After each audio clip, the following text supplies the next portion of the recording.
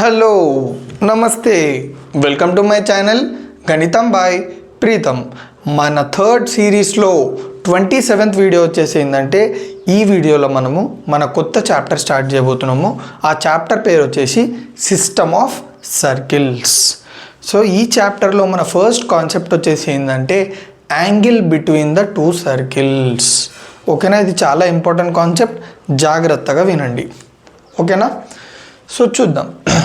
So angle between two circles అంటే దాని అర్థం ఏంది, ఒక టూ సర్కిల్స్కి మధ్యలో యాంగిల్ ఎంత ఉంది అని చెప్పే కాన్సెప్ట్ ఇది. సో డెఫినేషన్ ఏందో చూద్దాం.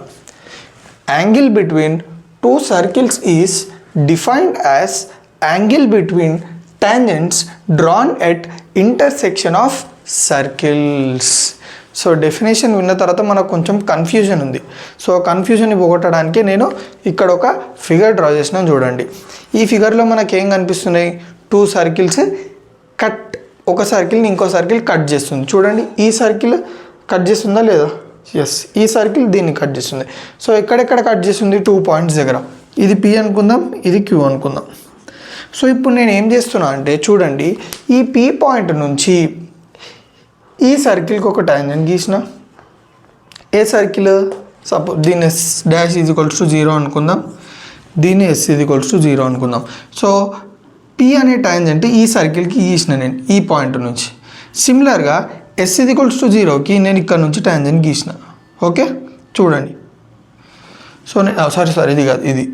Okay, so PA PB, PA వచ్చేసి ఈ సర్కిల్కి టాంజెంట్, PB వచ్చేసి ఈ సర్కిల్కి టాంజెంట్. సో క్లియర్గా అర్థమైందా? సో మనకి డెఫినేషన్లు ఏమి ఇచ్చిందంటే టూ సర్కిల్స్కి మధ్యలో యాంగిల్ ఎట్లా డిఫైన్ చేసుకోవడం అంటే సింపుల్గా ఎక్కడైతే కట్ అవుతుందో ఆ పాయింట్ నుంచి గీసిన టాంజెంట్స్ ఏవైతున్నాయో వాటి మధ్యలో angle.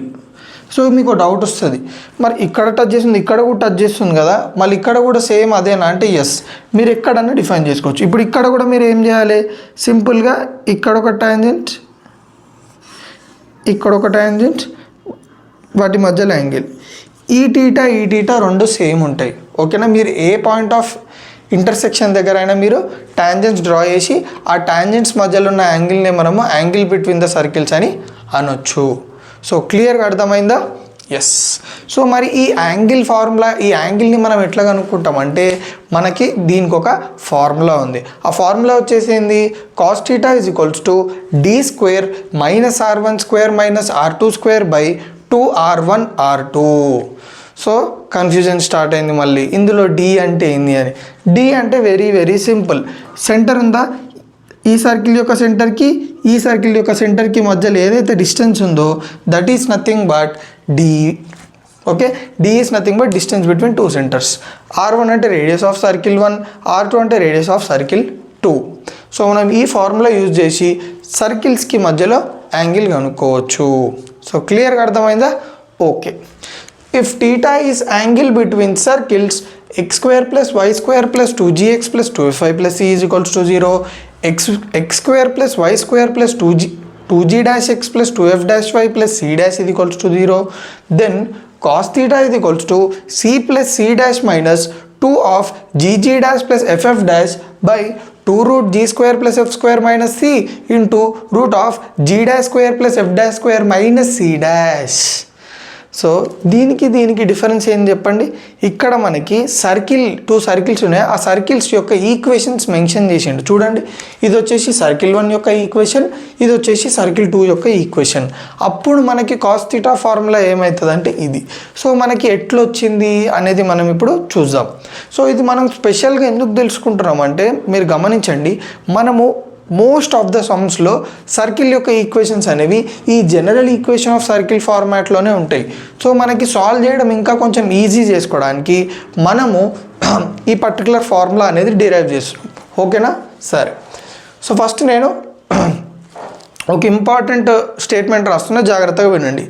x² plus y² plus 2gx plus 2fy plus c is equals to 0 represents general equation of circle with centre minus g, minus f and radius root of g² plus f² minus c. ఇది ఎందుకు రాసిన అంటే మీరు గమనించినట్టయితే మన రెండు సర్కిల్స్కి ఇచ్చిన ఏవైతే ఈక్వేషన్స్ ఉన్నాయో అవి ఈ జనరల్ ఈక్వేషన్ ఆఫ్ సర్కిల్ ఫార్మాట్లో ఉన్నాయి. సో మనం దీన్ని ఈ రెండు సర్కిల్స్ యొక్క సెంటర్ రేడియస్ ఈ ఫార్ములా యూజ్ చేసి కనుక్కోవచ్చు. ఓకేనా? సో ఫస్ట్ సర్కిల్ ఇది, second circle. So first circle మీరు చూసుకున్నట్టయితే same general equation of circle లెక్క ఉంది కాబట్టి దాని centre -g, -f, radius √g² + c అయిపోతుంది. నెక్స్ట్ ఈ సెంటర్ ఈ సర్కిల్ ఉందా, ఈ సర్కిల్ ఈక్వేషన్ చూడండి, x² + y² + 2g' x + 2f' y + c' 0. Okay, so c2 చూడండి మనకి x కోఎఫిషియంట్ ఏముంది 2g' కదా, దాన్ని ఆఫ్ చేయండి g'. సో -g', ఇక్కడ y కోఎఫిషియంట్ ఏముంది 2f', దాన్ని ఆఫ్ చేయండి f', so -f'. So c2 -g', -f'. Radius is nothing but root of చూడండి ఇక్కడ g'² + f' - c'. ఆల్రెడీ మనకు ఫార్ములా ఉంది కదా. ఓకేనా? సో మనకి సెంటర్ వచ్చింది, రెండు సెంటర్లు రెండు రేడియస్లు కనుక్కున్నాం. ఓకే, దీన్ని R1 అనుకుందాం, దీన్ని R2 అనుకుందాం. సో మనం ఇప్పుడు ఏం చేస్తాము, ఈ ఫార్ములా వాడతాము. ఓకే, మనం ఈ కండిషన్ దీన్ని డిరైవ్ చేయాలంటే మనం ఈ ఫార్ములా వాడాలి. So if θ is the angle between two circles then cos θ = d² - r1² - r2² / 2r1r2. So substitute చేద్దాం. d అంటే ఏంది, distance between the centres. So cos θ ఇక్కడ ఏముంది మనకు ఫస్ట్ d² ఉంది. d² అంటే ఏంది, d అంటే డిస్టెన్స్ బిట్వీన్ ద సెంటర్ కదా.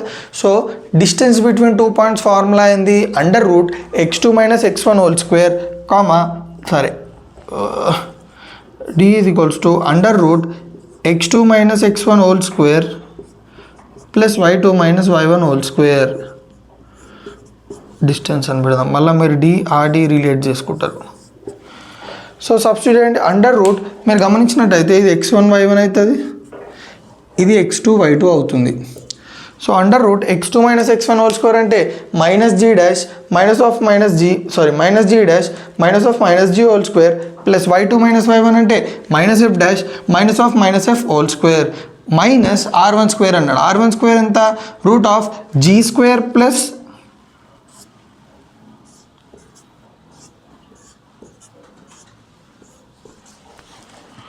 Okay, √g² + f² - c² - √g'² + f'² - c' 2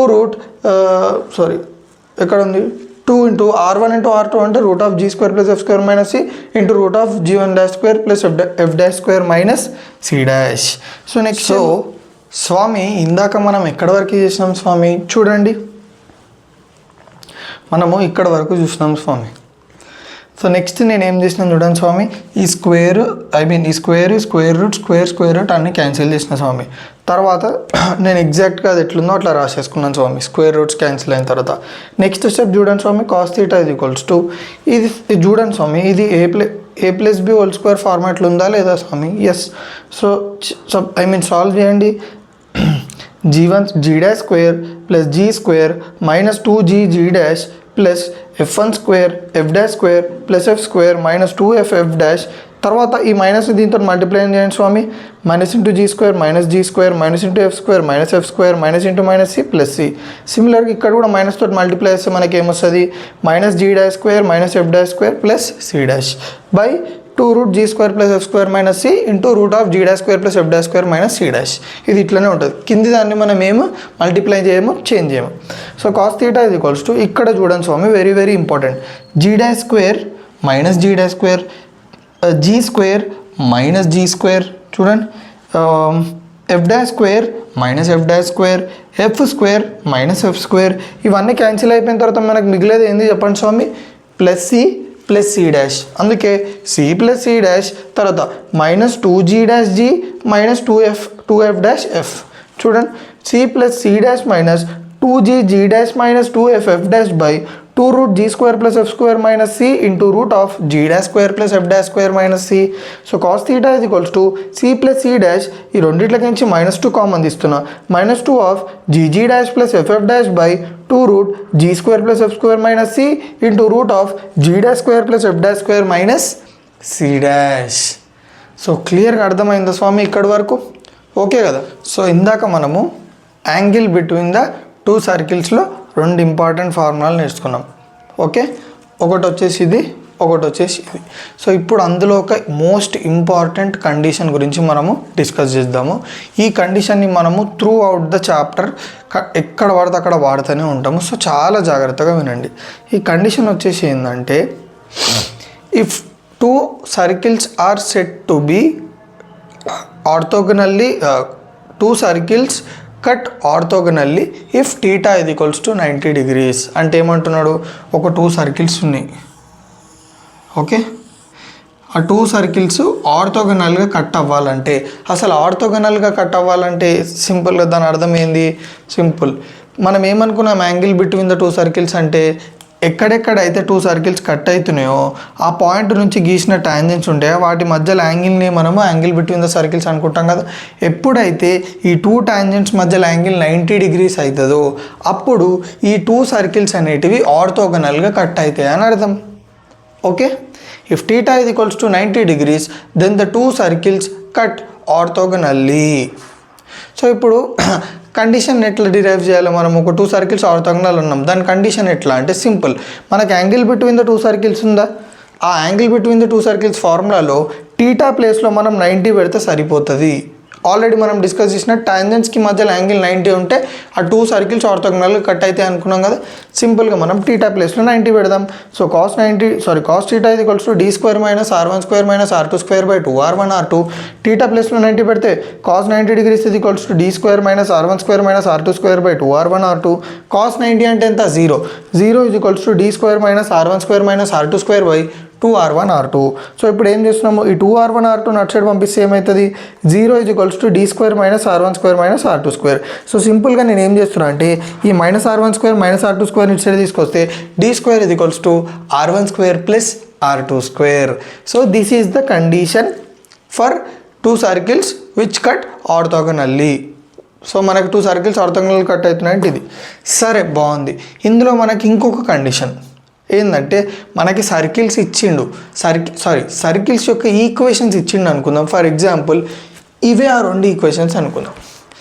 అట్లా ఇచ్చినప్పుడు మళ్ళీ మనము కండిషన్ని ఎట్లా డిరైవ్ చేస్తామంటే సింపుల్, మనం దీనికి కూడా ఇట్లా 2 circles ఇచ్చినప్పుడు వాటి మధ్యలో యాంగిల్కి ఫార్ములా రాసుకున్నామా లేదా, cos theta is equals to ఇదని చెప్పేసి. ఇప్పుడు ఈ 2 circles ఆర్థోగనల్గా కట్ అవుతున్నాయి అనుకుందాం. అప్పుడు దీనికి కండిషన్ ఎట్లా డిరైవ్ చేస్తామంటే సింపుల్, ఈ ఫార్ములాలో θ 90 పెట్టండి. 90 పెడితే ఏమైతే cos 90 0 అవుతుంది, 0 is equals to this term కదా. అప్పుడు ఏం చేస్తున్నాము, ఈ కింద ఉన్న డినామినేటర్ ఇటు సైడ్ పంపిస్తే ఏమవుతుంది, something into is 0 nothing but 0 is equals to మిగిలింది ఏంది, c plus c dash minus 2 of gg dash plus ff dash. ఇప్పుడు నేను సింపుల్గా ఏం చేస్తున్నా అంటే ఈ total term minus 2 of gg dash plus ff డాష్ని రైట్ హ్యాండ్ సైడ్ పంపిస్తున్నాను. అప్పుడు ఏమవుతుంది, plus 2 of gg dash plus ff dash is equals to c plus c dash. So క్లియర్గా అర్థమైందా? ఈ రెండిట్లో నన్ను అడుగుతుంది చాలా చాలా చాలా చాలా చాలా ఇంపార్టెంట్ స్వామి. సో స్వాములందరూ ఈ ఫార్ములాని మీరు బట్టి కొట్టేసేయండి స్వామి. ఓకేనా, కాన్సెప్ట్ అర్థమైంది, ఈ ఫార్ములాని మీరు బట్టి కొట్టేసేయండి, మనం వాడుతూనే ఉంటాం. సో క్లియర్గా అర్థమైందా స్వామి? సో నా వీడియోస్ ఏమైనా మీకు కొంచెం యూజ్ అయితే తెలుసు కదా స్వామి ఏం చేయాలో. రైట్.